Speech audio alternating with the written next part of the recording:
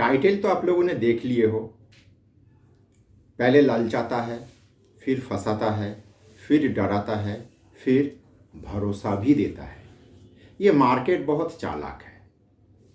इस मार्केट को आज थोड़ा मनोवैज्ञानिक स्तर से समझने का कोशिश करते हैं, क्योंकि इस जगह को अगर हम लोग कहीं ना कहीं समझ लिए तो हम लोगों के सामने ना पिक्चर का कहानी कैसे आगे बढ़ेगा, कैसे क्या होगा, थोड़ा बहुत पहले से हम लोगों का दिमाग हम लोगों को सचेत कर ही देगा।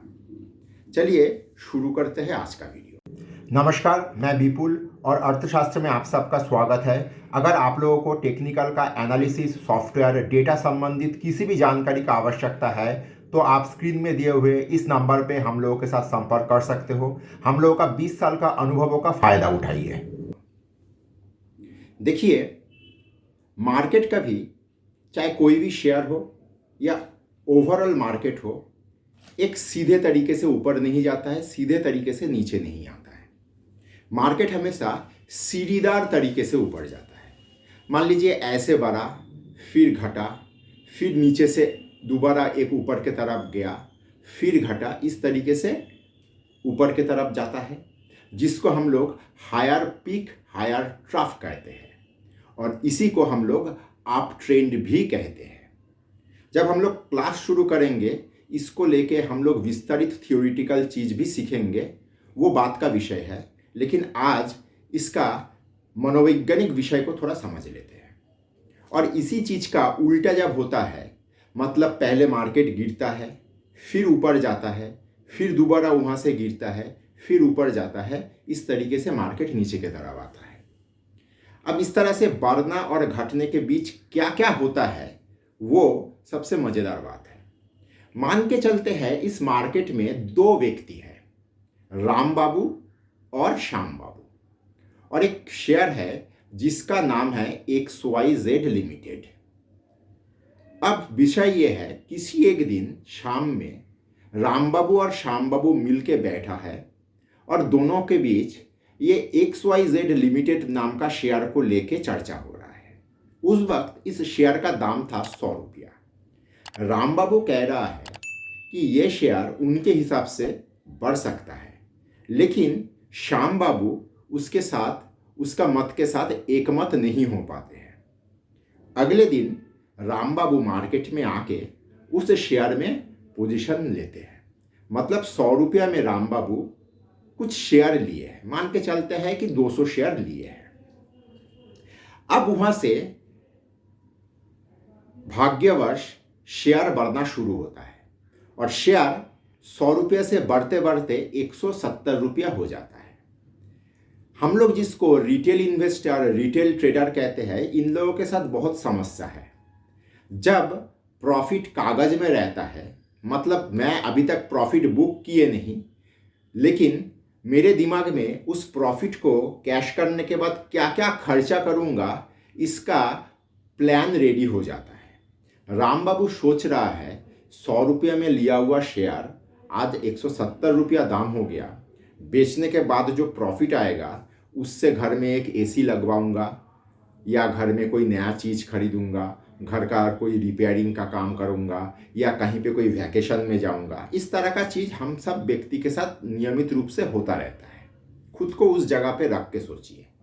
अब किसी कारणवश 170 रुपया से वो शेयर नीचे की तरफ आना शुरू होता है। मतलब सीढ़ीदार तरीके मैं बोला था, बड़ा, अब नीचे की तरफ आ रहा है। अब जैसे ही नीचे की तरफ आना शुरू हुआ, राम बाबू का मन में प्रॉब्लम स्टार्ट हो गया। मैं पिछले कोई एक वीडियो में बोला था कि मार्केट में मनोविज्ञान मतलब फियर और ग्रीड होता है, मतलब लालच और भय। लालच और भय को छोड़ के इस मार्केट में मनोविज्ञान का कोई भी भूमिका नहीं है।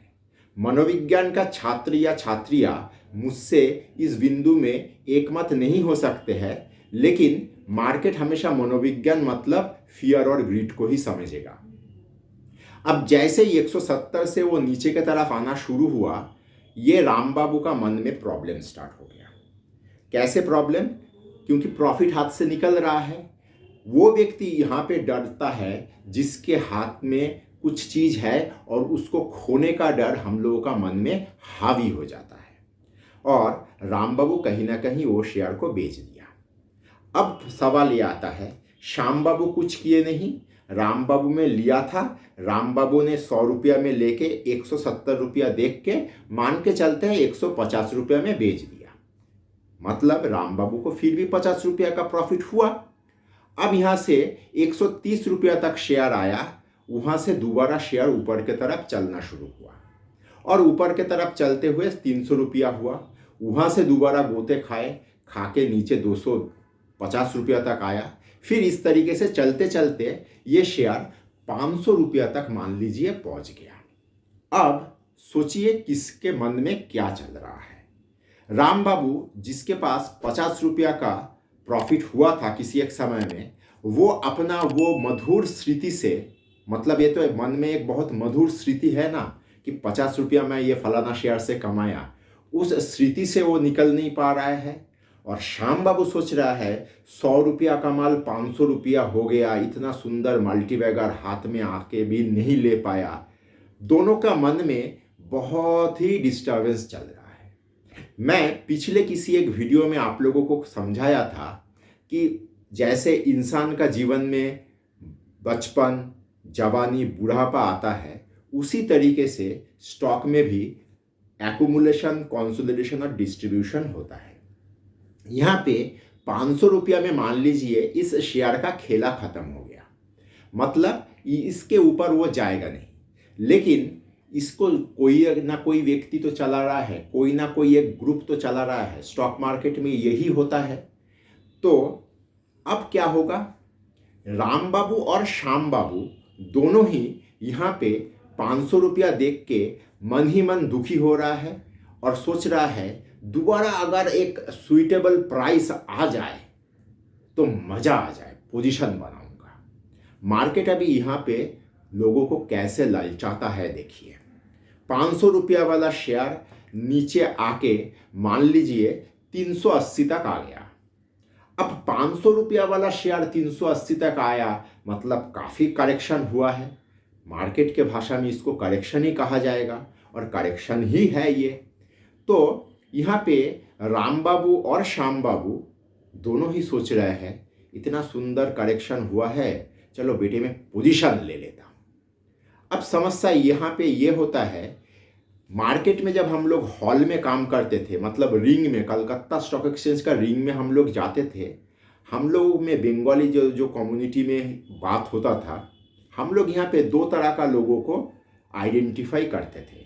एक को कहते थे टॉपेंद्रनाथ।